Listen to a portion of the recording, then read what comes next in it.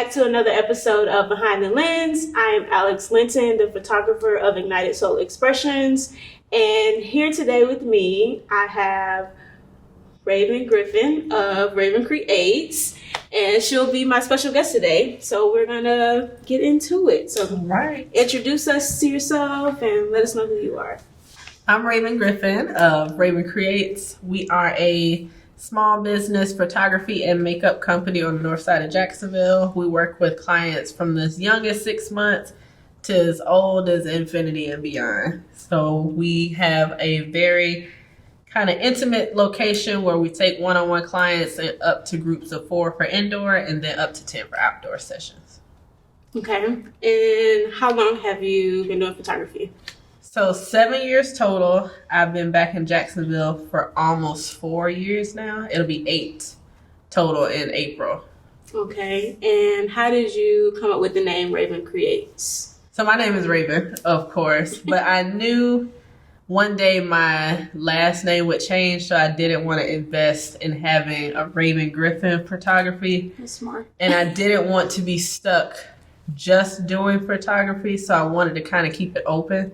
And I thought, Rayvon Creates would be a cool name, and that would be something that I could flip into multiple businesses with. Okay, because you also do makeup as well, correct? Mm-hmm. Okay, so you offer like makeup with your photography packages as well? Yes. So I have bundle deals is what we call them. So people can get their makeup done and their pictures done in a really kind of convenient way. Okay, sounds good. So tell me a little bit about how you got started with photography. So it was really random. I was a graphic design student at UCF, and I was doing both a business and a graphic design program. And literally my last elective in the graphic design program was a beginner's photography course. And it was either that or art history class. I was just like, I'm good on the art history. So I took the photography course and I really, really liked it. Even though I had no idea what I was doing, I literally had a point and shoot camera that I had gotten for Christmas. So not even like a one that I could change any of the settings or take the lenses out or anything. And during the time I was in a fraternity and I was the marketing chair for my fraternity.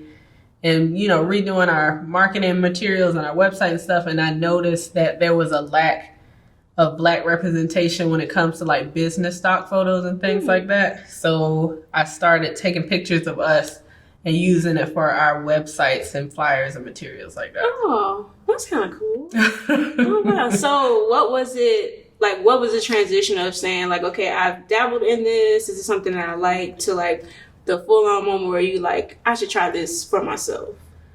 So I did not think I would be a professional photographer. I just knew when I graduated I would be working at a graphic design firm or a PR firm somewhere, in a big city, just doing all this kind of stuff. And that did not happen at all. So with the business program, I was in it a year longer than the graphic design program. So I had a lot of my friends were graduating and they would, hit me up during graduation season. Was like, you take my pictures. So I did that as like a side hustle. I was just like, okay, I'll do grad photos. And then it really kind of blossomed into other opportunities. Like the reason I ended up back in Jacksonville was a few years ago, my old elementary school, they had a shortage of picture day. Oh, wow. So they hadn't had picture day in over 8 years. And one of the old teachers had reached out to me. She's like, can you come do picture day for our school? And I was literally like 21.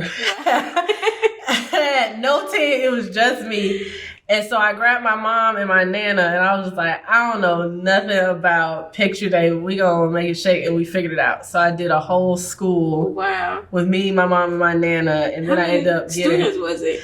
It was almost 300 kids. In one day? Yeah. Oh my. So that was crazy. And I was literally doing everything from taking their pictures, processing orders, all of that stuff, doing all the prints. And I had no idea, like you could do print sheets where it was like pre-cut. So I was like hand cutting all the prints. it was a mess, but I ended up getting 5 other school contracts. So that's why I moved back to Jacksonville doing that. So I did that for 2 years. Oh, wow. And then COVID hit, and then I was like, no, thank you. Right. Right.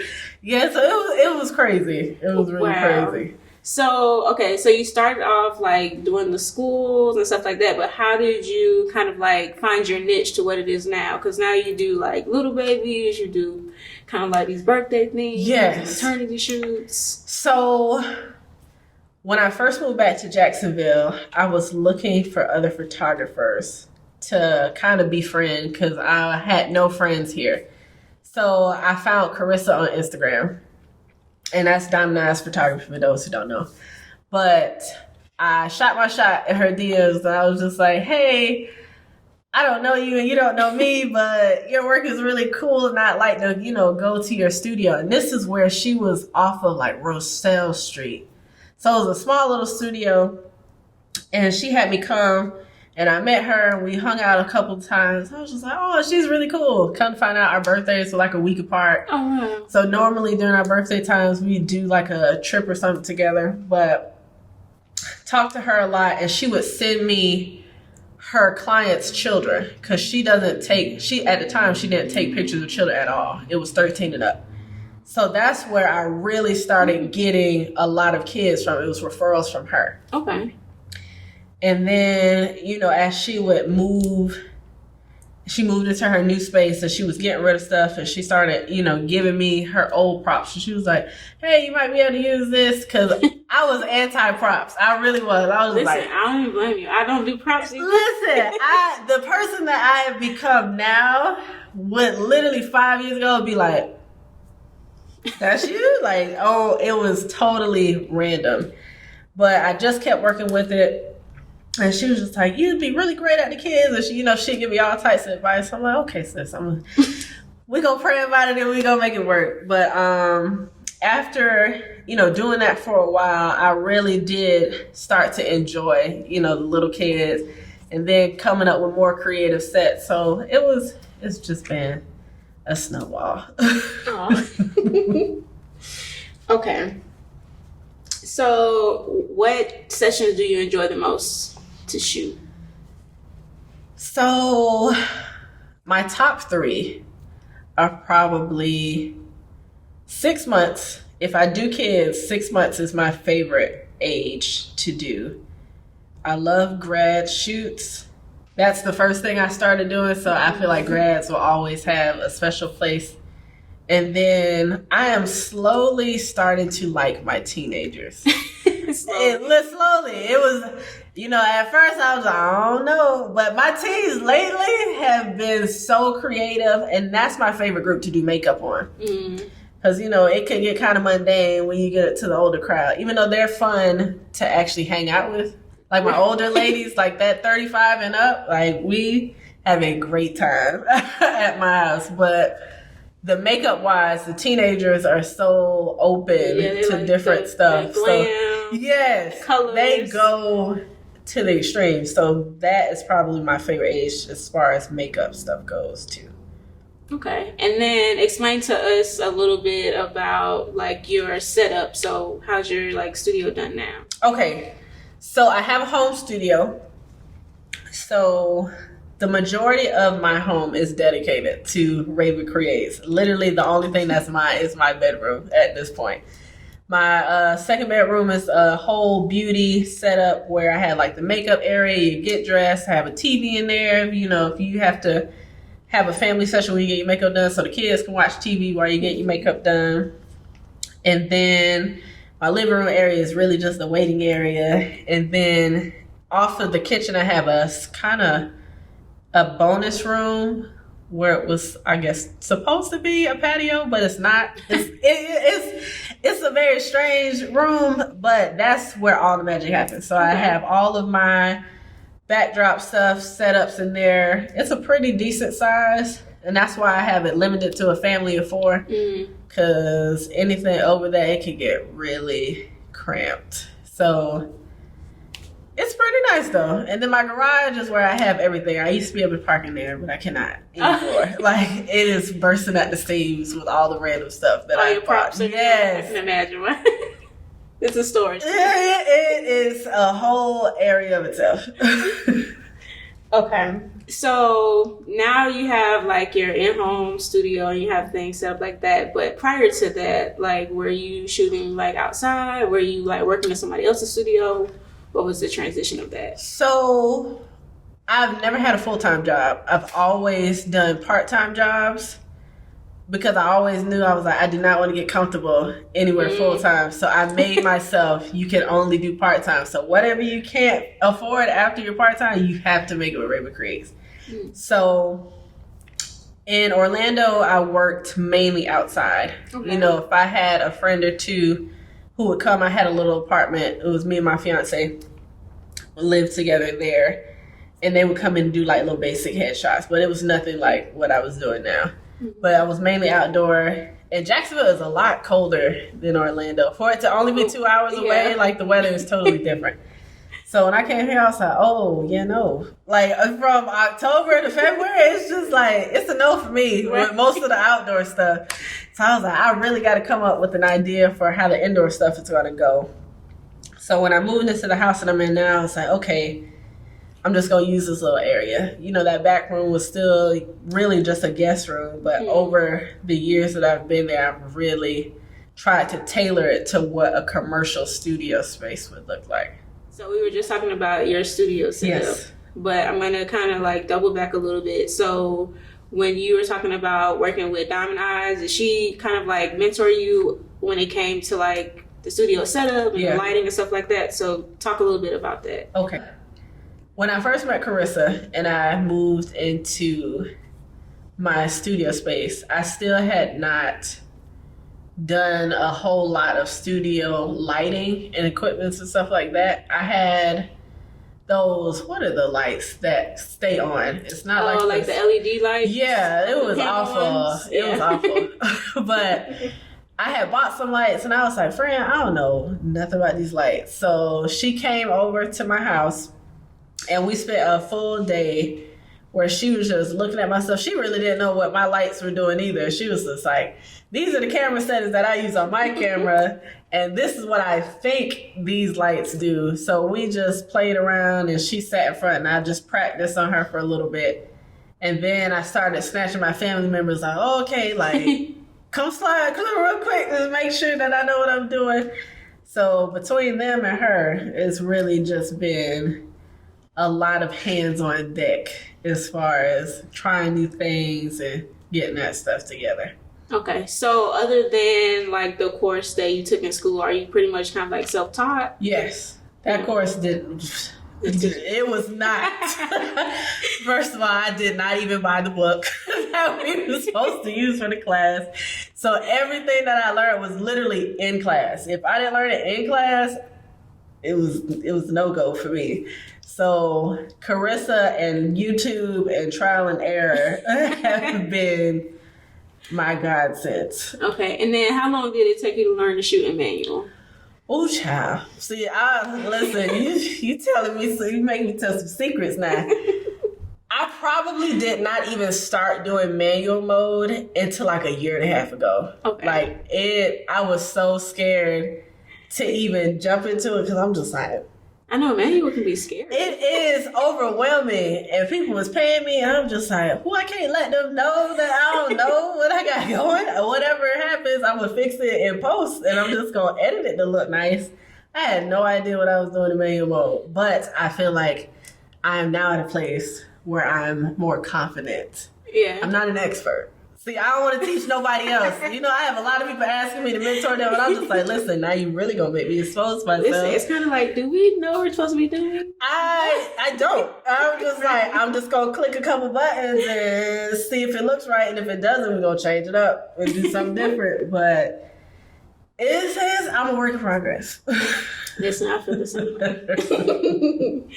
So, what would you say is... What's the funnest thing about doing a studio shoot for you? So I can get ratchet. So I have my music player, I have my Megan Thee Stallion, because anybody who knows me know I love and stand for Megan. Listen. Okay, Megan. And I like the City Girls, even though I know I shouldn't, but I really do. So when I get my playlist going, especially if I have a fun client, it's the club at my house. Like, we have a great time. From makeup all the way down to the shoot, like, I am blasting music through the whole thing, and we're just talking and gossiping like old friends. Okay. And then what is like the hardest thing about doing studio shoots? So, not knowing who is coming to my house. You know, I've had some crazy people pull up. Luckily, my dad is next door. You know, I am a permitted carrier if people get out of hand, you know, but luckily I haven't had to go that far with it, but it's been some wild things that's happened in my house. So I try to vet my clients as best I can, and I'm quick to block if things don't go right. I'm just like, oh, okay, I fulfilled my contract, I got it together, but never again. Right. Yeah, it's your home, it's your space. Yes. So it's like different than like a studio that's not working on. So I totally get that. So what do you think is a big misconception that people have about like studio photography, just in general? So I have a lot of people always be like, oh, you got a real nice camera. I'm just like, if I gave you my camera, you would not take the pictures that I was taking right now. That, and I think sometimes people assume, I have a lot of people who don't realize I'm at my house. Even though I say home studio, people are thinking I'm going to their house. Mm-hmm. So they come to my house and they're just like, you do all this stuff in your house? Like, everything that's on your website was done in your house? I'm like, yes. I hold it down in the house. I'm like, it's very convenient. One thing, I ain't gonna never be late. Right. I'm gonna always be on time. I'm gonna always be there. I'm just like, that's one less thing you got to worry about. But a lot of people really just think it's easy, and just the design parts of the sets alone and really tailoring it to my clients, even though I don't know them, can be pretty difficult sometimes too. So what is the process of that? Do they, like, I've seen your website and like I know you can pick some different colors and like different props, but what's the process of that? Do they come to you and say, hey, I want to do this, and you say, okay, this is what I have, or how's that work? It depends. So sometimes I have clients who will completely know what they want. Okay. That is very rare, but right. I appreciate it when it happens, because I can immediately say I can do it or I cannot. Mm-hmm. Most of my clients this is their first professional shoot. They're just like, hey, I know you take nice pictures. I would like pictures. And I'm just like, what else? And they're just like, I thought if I told you I wanted nice pictures, right, you'd just be like, this is you do whatever it is you do with everybody else. And I'm just like, okay. So my start with my clients, and I'm just like, your outfits really dictate what your scene look like. I don't care if your color, your favorite color is blue or purple or whatever. If you have a green outfit on, I'm gonna tell you blue and whatever, it's probably gonna clash with what you got going. So knowing what you're wearing is the most helpful for me, because that way I can see what I have and pull things, or if I'm out randomly and I see something that I know will go with your outfit, I usually grab it and get it. But I can't really see past that. So if you don't have your outfit, I'm really looking at you like, right, because the outfit does kind of bring everything together. Yes. Okay. And then how would you describe like your style of photography? So it's very vibrant. I love color. I'm really big on trying to maintain my client's skin texture. I try not to overly smooth. That's one thing that I don't really like about over processed images, is now you look like you have baby butt cheek face. Almost yeah, that's all. It's so smooth. It's just like, ma'am, nah. That's funny. Keep the textures and everything, but really clean, crisp, and try to get some creativity going. That's too funny. So when you're doing your editing, what are you using to edit? Photoshop. So when I was in college, Lightroom was not really a thing. That was like so new. They did not have a Lightroom class when I was in school, which was very unfortunate because they got it literally as I graduated. So they started the first Lightroom classes after I left, and I was just like, well, YouTube University, here we are.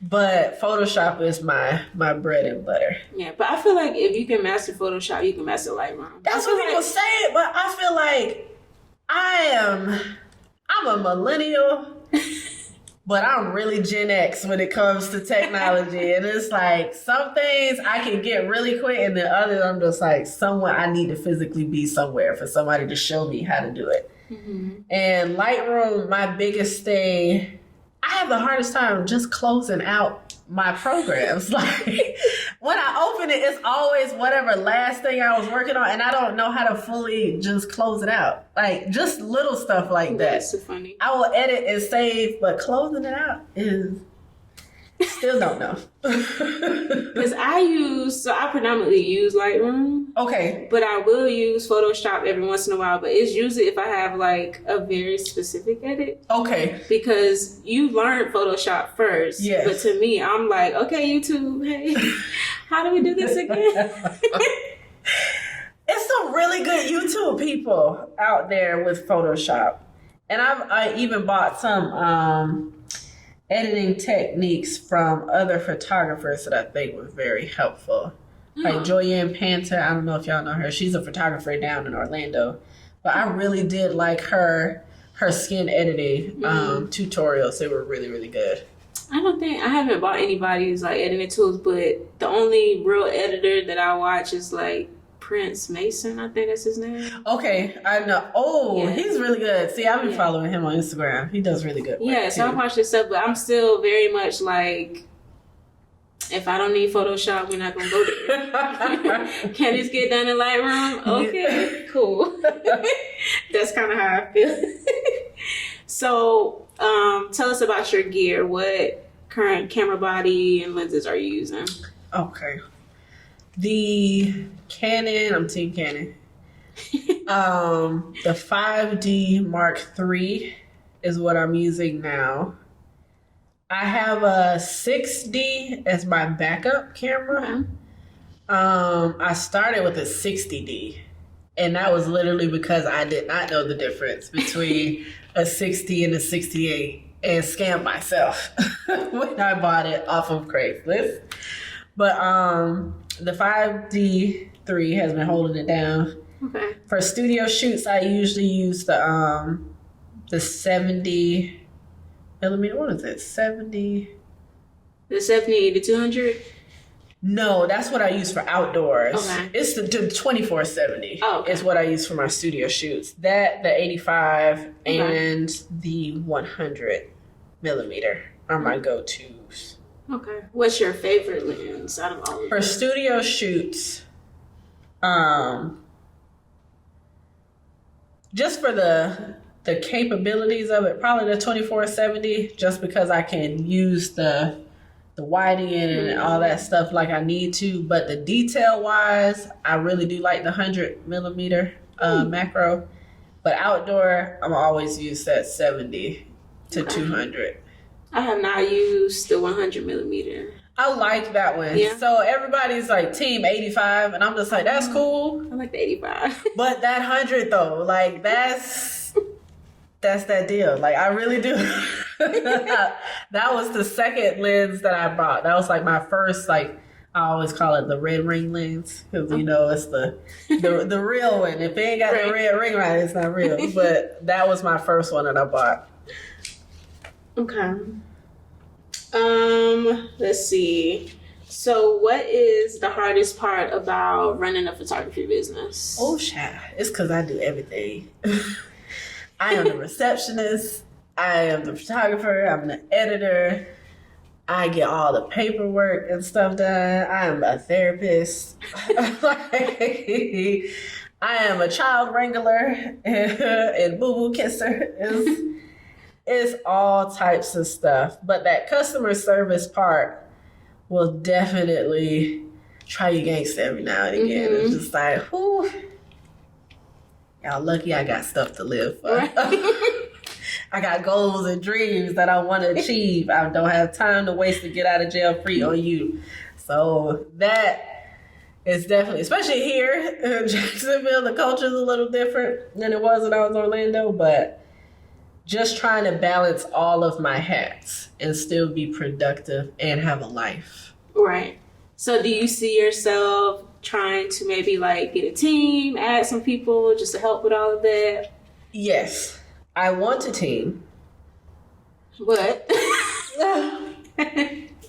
does the team want me is really a thing. It's good help is hard to find. That is an old saying that is very true, especially in a pandemic where everybody's just like, I'm quitting my job and I'm working for myself, and I'm just like, if everybody's working for themselves, who gonna help? Who the employees? Right. Where y'all at? Can y'all help me help y'all? Right. So that is probably the biggest thing of, I know I want it, I know I need it, and I'm going to have to get it. Mm-hmm. And even the commercial space part, you know, being by Carissa's side as she went through, you know, 2 studios and now her journey with the selfie showroom, like, sis had me shook. It's some things about opening a commercial space that they don't tell you. You just see people with the keys. It's like, oh, okay. It's some things you got to do. And I was just like, okay, I appreciate Carissa. Let me be a part of this so I can see what's going on, because I would have probably lost the space had I not seen all the things that you have to do doing it the right way. So I feel like after the flurry of this year and probably next year, I'm really going to start. That's my biggest thing, is stepping into a commercial space and really expanding what I'm doing. So what is it that you wish people knew more about running a business? So I know you talked about, like, there's a lot of stuff behind the scenes that people don't know. It can be very lonely when you were an entrepreneur, especially when you don't have an employee or a team. Mm-hmm. Like, I don't come, you know, I have entrepreneurship as in the form of side hustles in my family, but I don't really have anyone to understand, like, what it means to this be your only option. Like, this is it. Like, there is no, oh, I got a 9 to 5, or oh, if things are slow. Like, you really have to 100% have faith in whatever you're doing. So, you know, I have fun with my clients, but it's not the same as like someone getting to know me. And being an introvert and dealing with social media, you know, I get anxiety about posting. You know, people see me, they're like, you post so often. I'm just like, listen, y'all, I do it because I need money. Like, listen. Yeah, if only you knew. It's a struggle, but, you know, I really don't think that people really get to see the full circle of my personality and get to know me. So that is one thing. When I do have a team, I look forward to being able to build a family within my business. It's like, okay, you're not just an employee. This isn't a tip service. Like, this is something, you know, I can literally see myself caring about my employees and making sure that they're good and learning their families and them getting to know mine. So, you know, I try to network every now and again, but you know, COVID has been all these variants and all that stuff has really made it hard to be outside. Like, I want to be outside, but every now and again I'll still give a little, but we'll see. You gotta dip your toe. You know, just a little bit. See what's up there.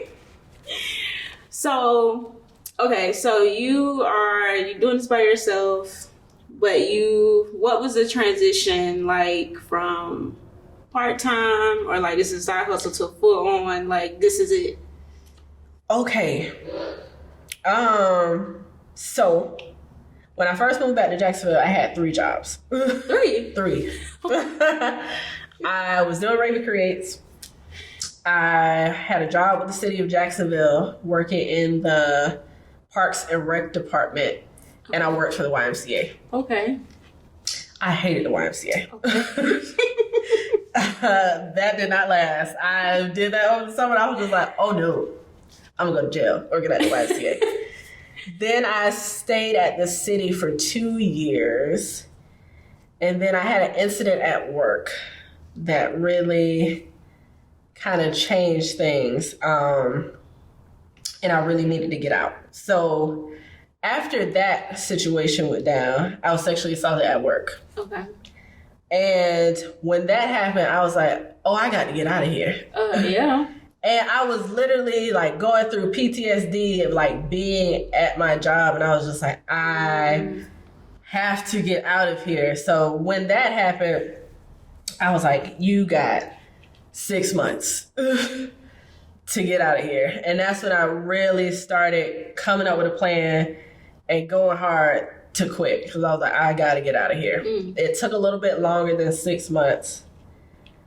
But I was out of there. Determined. And that was my no look back moment where I was like, okay, I asked for a sign that I need to leave. And I was just like, I didn't think that would be the sign that I need to leave, but now I'm out of here. And what was crazy is 6 months after I quit, the freaking pandemic happened. I was just like, dang, did I misread the signs? Was I supposed to stay? That's crazy. So, 6 months into my full-time entrepreneurship journey, it was just like, now we shut down. I'm like, luckily, I am good with money. That's that business degree. I was, okay. We had some pocket change to the side, so I wasn't stressing, but I was like, we got 6 months. Right. I need something to shake in 6 months, or I'm gonna be knocking on my parents' door. But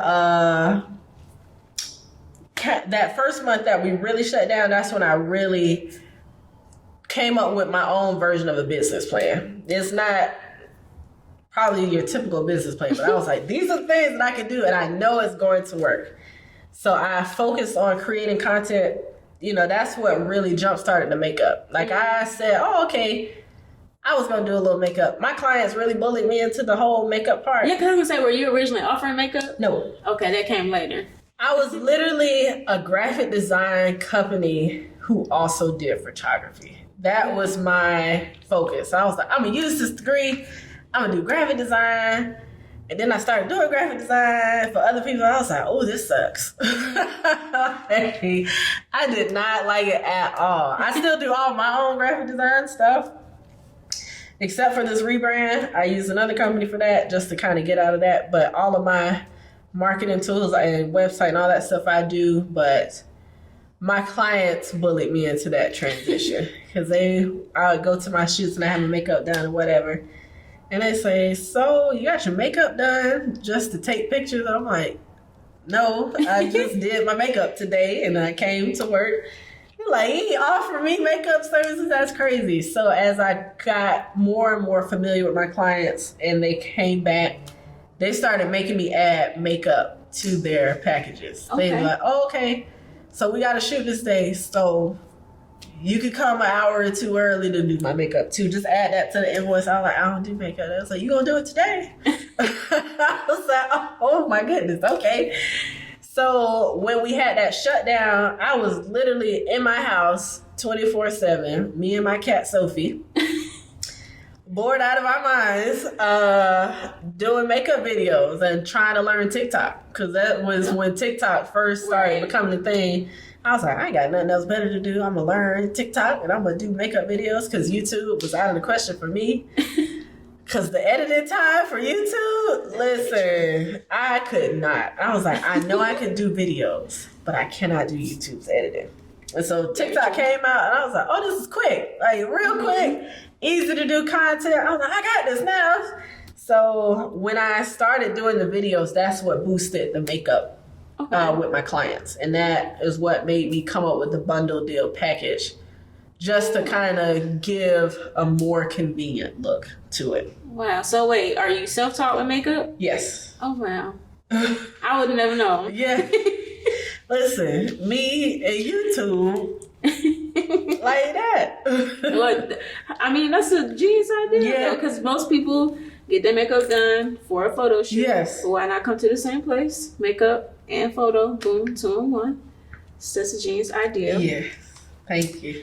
I love that idea. So let's talk a little bit about photographers that have inspired you along your journey. Photographers. Well, like I said, Carissa. That's A Spoon Cool. She has definitely influenced my style the most and has really kind of given me a platform with as much as she recommends people to me. And that's the style, of course, that she's known for. So a lot of the clients that she recommends want a similar style. So I feel like I've been able to use her influence, but not copycat, which is what I appreciate. You know, I really like I was saying, Joyanne. It's another photographer in Tampa who's really good. I think her name is Lady E. And then for product photography, it's a lady in the DMV area. Her name is Taylor B. She is. I follow her. Listen, I love her stuff. She's so good. Listen, She's amazing. It's so good. I'm just like, that's what prompted that change to doing the commercial and branding packages, because that's something that I really want to get into. And I'm like, I had to separate it from my traditional packages because I would have business owners come in and say, oh, I want to do a birthday shoot. And I also want to do a branding shoot. They'd have two totally different colors. Sometimes they would have club outfits on for their branding stuff. But then I would know nothing about their business. And I'm just like, no. Yeah. It's a whole different ball game with this branding. Like, I want your brand to be A1 tip top. So I literally just changed everything. Everybody is really upset with me right now. But when you see the work that I'm going to be producing with these branding shoots, it's going to be totally worth it. I believe you. I've seen your work already. I trust it. I trust it very much. So what would you say to somebody who is like just getting into photography or starting out and they're looking to, figure out what they want to do? Mm-hmm. Follow the greats.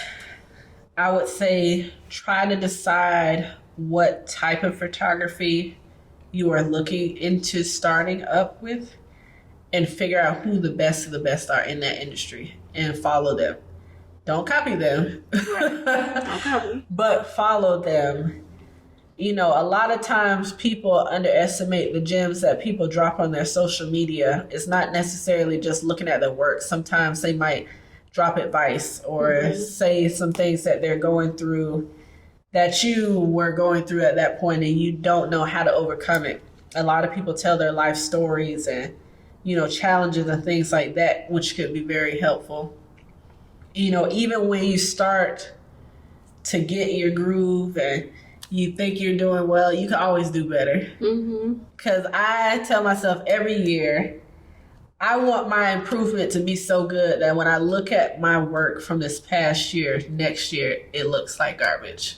Oh, wow. I want to be like, that was me. And so far, that mindset has really helped me grow. Because I was looking at some of my 2019 and my 2020 work. You thought that was good, didn't you? You thought it was great. And at the time, I did. You can't tell me I wasn't doing what I was supposed to do. But that is my motivation. Always doing better than what I did last year. True. Isn't there like a quote, like you're your own competition? I really am. Like, I'm not a jealous person by nature. So I'm like, when I see another business owner doing good, I can, okay, I see you, sis. Hype you up in the comments and everything. I'm like, even with clients, I'm like, you can go to another photographer. I'm not jealous. I hope you find what you're looking for there. And I'm going to look at your stuff down. I'm like, oh, okay, that was cute. I'm like, I'm going to keep that in mind for if one of my clients or something like that. I truly believe that there is enough space for everybody to where we don't have to be vicious with each other. Because I'm like, we're already a minority. When you look at the the photographer professional groups and stuff like that, right? You don't see a whole lot of us anyway. You don't. So it's a challenge to, really let everybody know that, hey, Right, we're here. and we are, we can do some things, but that's where I go with it. Yeah, that's kind of one of the reasons I started the channel, of like wanting to get to know other Black photographers, understand their story, what they're like behind the camera, and just to showcase more of us, our stories. Yeah. Because if you go to YouTube and you Google Black photographers, they bury deep. Listen. They are buried deep, or I got to the point too of like where I'm trying to learn a skill, or I want to learn something about photography behind the lens, and it's not a lot of people like me speaking to that particular aspect. So yes, I agree. There needs to be more of us out there telling the stories and seeing. So I totally agree. And then, is there any like last words that you want to share? Okay. I do want to speak on my Black History Month giveaway. Okay. So, like I was telling you, my sponsor, I'm changing up my branding packages and everything. So one thing that I wanted to do to promote that was to sponsor 3 Black-owned businesses and do their branding work for them. So I'll be giving away. Okay. 3 of my commercial branding shoots as a way to kind of help other businesses. So I have that promotion going on. If you go onto my page, Rayvon Creates on Instagram or Facebook, it's Rayvon Creates. You'll see the flyer. So to enter, all they need to do is share that post and use the hashtag Rayvon Creates Black History. That way I can actually see the post. I'm literally going through every business that reposts it. So I am going to everybody's website. I am going through all of their stuff. And I'm really going to choose the top 3 that I feel like I can really help the most with what I have going on. So on February 28th, I'm going to announce the winner. So you have until February 28th to get that together. Okay, so all month long. Yes, all month long they have to do it. Good. That's amazing. That's like very awesome that you would do something like that, because there are people who can genuinely use that, and it will really like help them in their business and to grow. That's amazing. Thank you. I appreciate that. I'm sure they will appreciate it. Yes. Or I'm sure they'll appreciate it. It's for some bomb candidates that have gone through, so if anything, it's going to be tough to pick 3. Wow. That's amazing. Oh. So that's all the questions that I have. Thank you for doing this. I was excited to have you. I followed you for a while on Instagram. Yes. Did my makeup for my branding session. So I was like, let's work together again. Yeah. Like, why not? Perfect, right? So that's all. And we'll see you guys in the next video. Bye.